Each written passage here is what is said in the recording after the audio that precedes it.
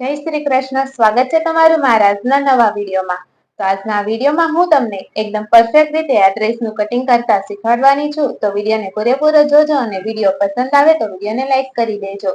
અને મારી ચેનલ પર આવા અવનવા વિડીયો તમને જોવા મળશે. જો તમે હજુ સુધી મારી ચેનલને સબસ્ક્રાઇબ ન કરી હોય તો સબસ્ક્રાઇબ પણ કરી દેજો. તો હવે આપણે કટિંગ કરવાનું સ્ટાર્ટ કરીએ. તો આ કોટનનું કાપડ છે અને 2 મીટરનું કાપડ છે અને આમાં ગળા માટે આવું એક વર્ક કરેલું છે. તો જ્યારે પણ આવું કાપડ આવે ત્યારે એને કઈ રીતે કટિંગ કરવા માટે એને ગોઠવવું, કઈ રીતે મેનેજ કરવું, એ પણ તમને આજે જાણવા મળી જવાનું છે. તો હવે આપણે આનું કટિંગ કરવાનું સ્ટાર્ટ કરીએ. આ ટાઈપનું કઈ કાપડ છે, તમે જોઈ શકો. તો આ કાપડની વચ્ચે એકદમ આ વર્ક આપેલું છે અને આ અલગથી નથી. પેલા તો મેં કાઢવાની કોશિશ કરી પણ આ અલગથી નથી, આ કાપડની સાથે જ આ રીતે વર્ક કરેલું છે. તો એ પ્રમાણે જ આપણે કટિંગ કરવાનું છે. તો આનું જે કટિંગ છે તે આપણે વારાફરતી કરવું જોઈએ. કારણ કે પેલા આપણે પાછળના ભાગનું કરશું અને પછી આગળના ભાગનું કરશું તો એકદમ પરફેક્ટ થશે. અને આની ડિઝાઇન પણ એ જ રીતે રાખવાની છે જેમાં આમાં તમને દેખાય. આ રીતે આમ ઊભી ડિઝાઇન રાખવાની છે. તો પાછળ પણ એ જ રીતે ડિઝાઇન આવી જોઈએ, એટલા માટે બંને ભાગનું અલગ અલગ કટિંગ કરવાનું છે. તો સૌથી પહેલા આપણે પાછળના ભાગનું કટિંગ આ સાઈડથી કરશું અને પછી આપણે આની ઉપર રાખીને આગળના ભાગનું કટિંગ કરશું. જો તમારે પણ આવું કઈ વર્ક વાળું કાપડ આવી જાય તો તમારે આ રીતે જ કાપડને મેનેજ કરવાનું છે. તો આ બાજુના ભાગથી આપણે કાપડને ગોઠવશું આ રીતે. આપણે એક જ ભાગનું કટિંગ કરીએ છીએ એટલે કાપડને પણ એક જ વાર ફોલ્ડ કરવાનું છે. 2 વાર નથી કરવાનું, એક જ વાર કરી દેશું એટલે થઈ જશે. જેટલું આપણે કટિંગમાં જોઈએ એટલું જ આપણે કાપડને વાળવાનું છે એટલે વધારાનું કાપડ વેસ્ટ ના જાય. હવે પહેલા હું એક અહીંયા સીધી લાઈન ડ્રો કરી દઈશ.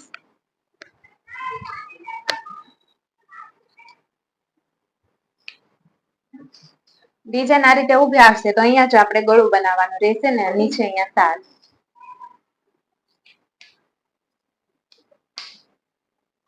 આ રીતે.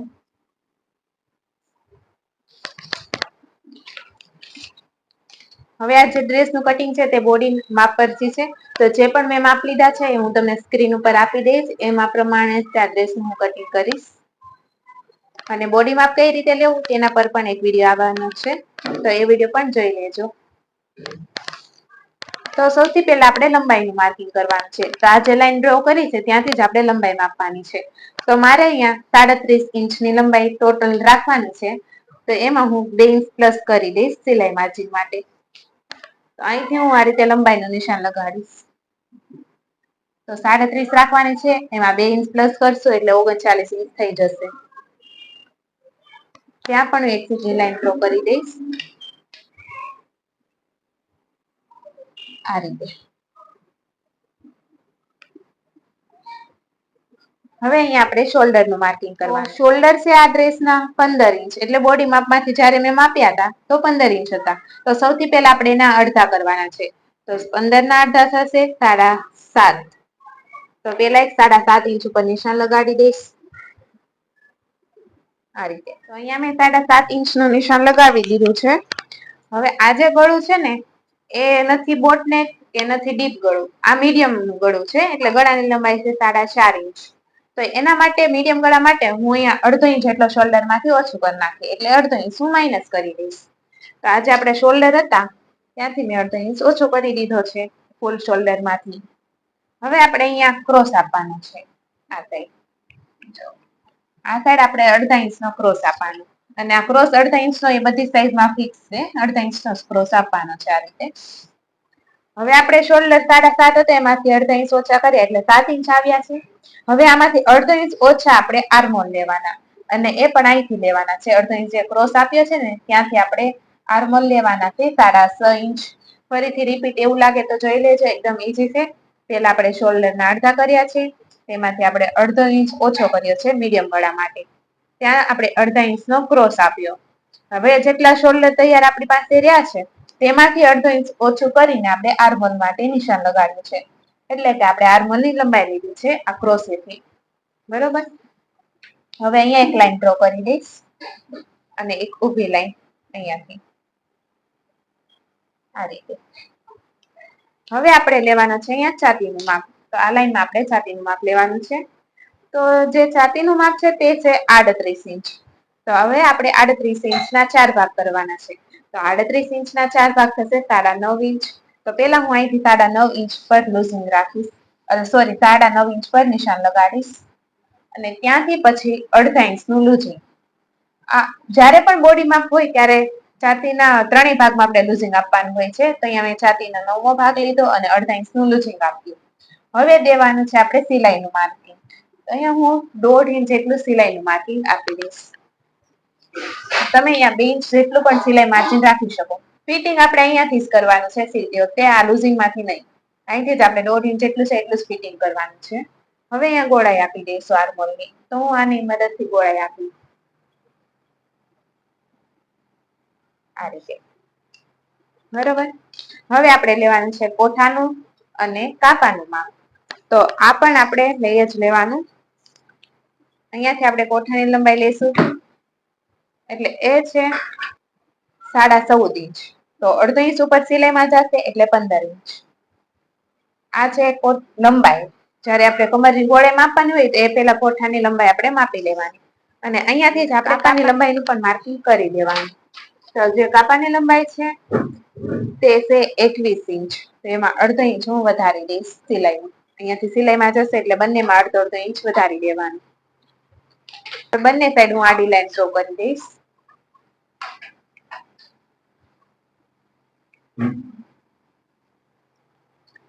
તો અહીંયા આવશે કમર અને અહીંયા આવશે પીઠ.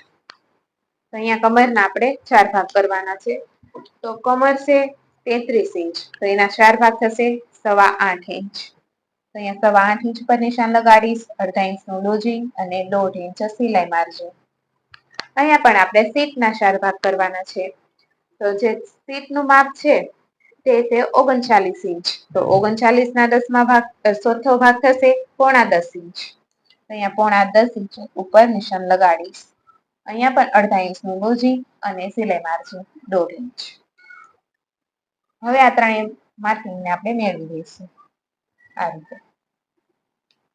તો આ જે લાઈન ડ્રો કરી છે એ છે કટિંગની લાઈન અને અંદરની જે 1.5 ઇંચ અંદરની જે હું લાઈન ડ્રો કરીશ એ છે ફિટિંગની લાઈન. અહીંયા આપણે કટિંગ કરવાનું છે. હવે અહીંયા જેટલું ટોટલ આપણે નિશાન આવે છે, માપ આવે છે એ આપણે નીચે લેવાનું છે. તો અહીંયા ટોટલ 12 ઇંચ જેટલું આવે છે, 12.5 ઇંચ.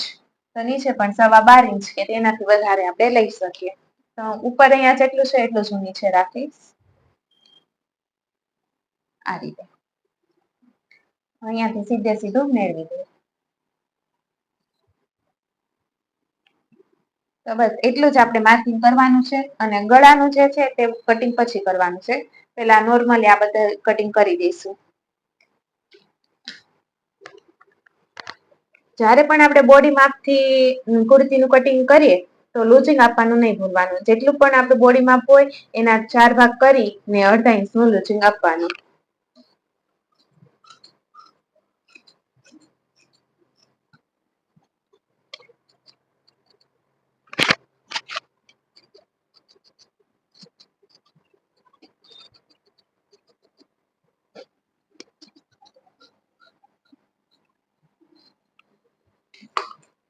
અહીંયા એક નાનો કટ લગાડી દેવાનો, એક કટ અહીંયા લગાડવાનો અને એક કટ આપણે અહીંયા સેન્ટર પર લગાડવાનો.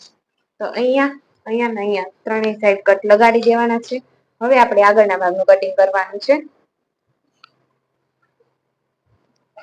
તો આગળના ભાગનું જે કટિંગ કરવા માટે આપણે ખાસ ધ્યાન રાખવાનું કે આ જે સેન્ટર પર જે ડિઝાઇન છે તે એકદમ વચ્ચોવચ્ચ જ આવવી જોઈએ, ત્રાહી ન થવી જોઈએ.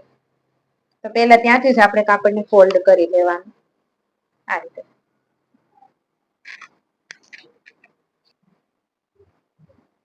તો અહીંયા નીચે આ પટ્ટી છે તે હું અલગથી લગાડી દઈશ.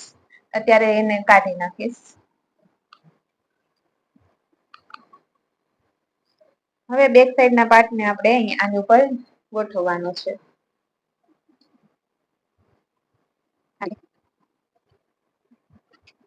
રીતે આપણે બે સાઈડનું માર્કિંગ છે તેની સાઈડમાં આપણે બેઠું માર્કિંગ ડ્રો કરી દેવાનું છે અને એને કટ કરી લેવાનું. એમાં કઈ આપણે બીજું અલગથી માપ લેવાની જરૂર નથી.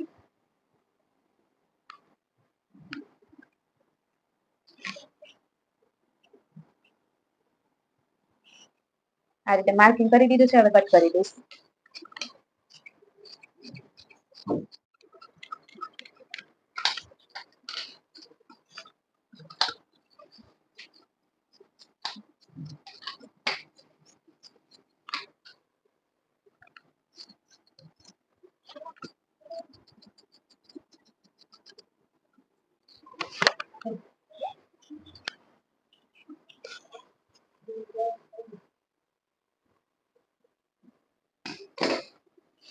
તો અહીંયા મેં ફ્રન્ટ સાઈડ ને પણ એ જ રીતે કટ કરી દીધી છે આની ઉપર રાખીને. તો અહીંયા જ્યાં જ્યાં કટ આપણે બેક પાર્ટમાં ખાલી લગાડ્યા થાય એને ફ્રન્ટ સાઈડમાં પણ આપણે કટ લગાડી દેવાના છે. આ કટ ફરજિયાત લગાડવાના જ, ફિટિંગ કરતી વખતે બહુ જ કામ આવવાના છે. આ રીતે હવે આપણે પેલા આગળનો જે ભાગ છે ત્યાંથી આર્મોલ ને અડધા ઇંચ ડાઉન કરી દેવાનું છે. કોઈ પણ વસ્તુ હોય, બ્લાઉઝ હોય, ડ્રેસ હોય, આગળના ભાગના આર્મોલ હંમેશા અડધા ઇંચ અંદરથી ડાઉન જ હોય છે. એને આપણે આ રીતે કરી દેવાનું.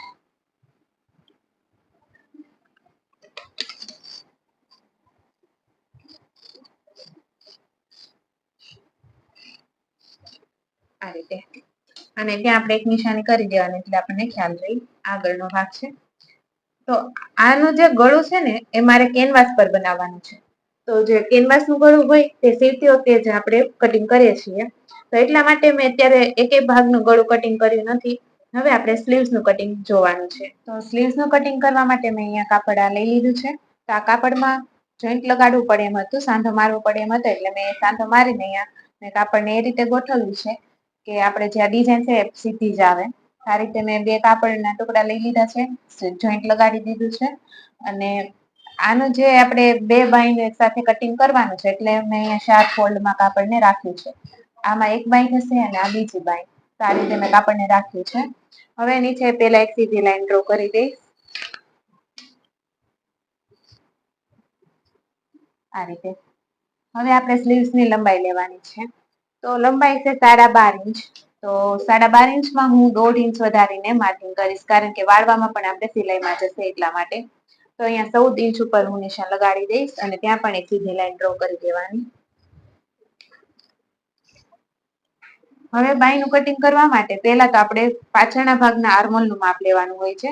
તો આ પાછળનો ભાગ છે તો એના આર્મોલનું આપણે માપ લેવાનું. તો અહીંથી આપણે પટ્ટીને આ રીતે રાખવાની છે અને અહીંયા સુધી આપણે માપ લેવાનું. તો 9.5 ઇંચ આવે છે. જે આપણે 1.5 ઇંચ સિલાઈ માર્જિન રાખ્યું છે તે માપવાનું નથી. એની સુધીને લૂઝિંગ હોતું આપણે અહીંયા માપવાનું છે, પણ ખાલી આપણે આ 1.5 ઇંચ સિલાઈનું નથી માપવાનું. તો આ રીતે ફરી એકવાર તમને દેખાડી દઉં. આ રીતે આપણે માપવાનું છે. તો મારે અહીંયા 9.5 ઇંચ આવે છે.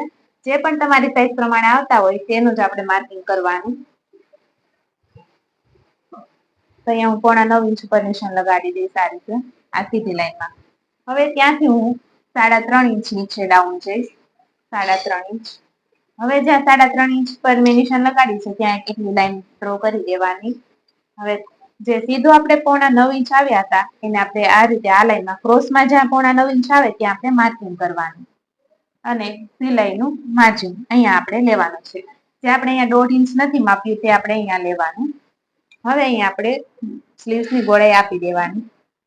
આ રીતે આવો શેપ આપવાનો પ્રોપર. બરાબર. હવે આપણે અહીંયા મોડીનું નિશાન લગાડવાનું છે. તો મોડી છે આપણે 11 ઇંચ. તો 11 ઇંચના આપણે અડધા લેવાના છે. તો 11 ઇંચના અડધા થશે 5.5 ઇંચ. તો અહીંયાથી હું 5.5 ઇંચ પર નિશાન લગાડીશ અને પછી સિલાઈ માર્જિન 1.5 ઇંચ એટલે કે 1.5 ઇંચ એને આપણે આ રીતે મેળવી દેવાનું છે. તો આ જે આપણે લાઈન ડ્રો કરી છે એ કટિંગની છે અને આ જે લાઈન છે એ છે ફિટિંગની. હવે આપણે આને કટ કરી લઈશું.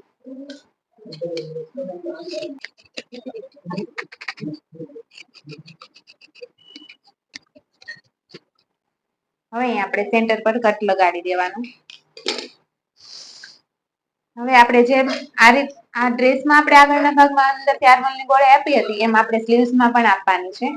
તો એના માટે આપણે આ રીતે સ્લીવ્સને બંનેને ગોઠવી દેવાની. તો આ જે સમભાગ છે તે બંનેને આ રીતે અંદર રાખવાનો અને આ રીતે આપણે સ્લીવ્સને ગોઠવવાની છે. બે જે સમભાગ છે તે અંદર રાખવાના છે અને ઊંધા ભાગને બંનેને બહાર રાખવાના છે. હવે કોઈ પણ એક સાઈડ આપણે ગોળાઈ આપવાની છે આર્મોલની. તો આપણે આ સાઈડ આર્મોલની ગોળાઈ આપવાની છે. તો ગોળાઈ આપવાની પણ એક ટ્રીક છે. અહીંયા જે સેન્ટર પર કટ છે, માનો કે અહીંયા મારે ગોળાઈ આપી છે અને અહીંયા કટ છે, તો આ સાઈડના ભાગને હું 1/2 ઇંચ અંદરથી આ રીતે વાળી દઈશ. આ રીતે આપણે વાળવાનો છે. આ રીતે ખોલીને દેખાડો એટલે તમને ખ્યાલ આવી જાય. 1/2 ઇંચ અંદરથી વાળવાનો એટલે આગળના ભાગના જે આપણે શેપ આપવાનો હોય ગોળાઈનો એ આસાનીથી આવી જાય. હું તમને માર્કિંગ કરીને પણ દેખાડી દઉં આ રીતે. હવે આપણે આનું કટિંગ કરી દેવાનું છે.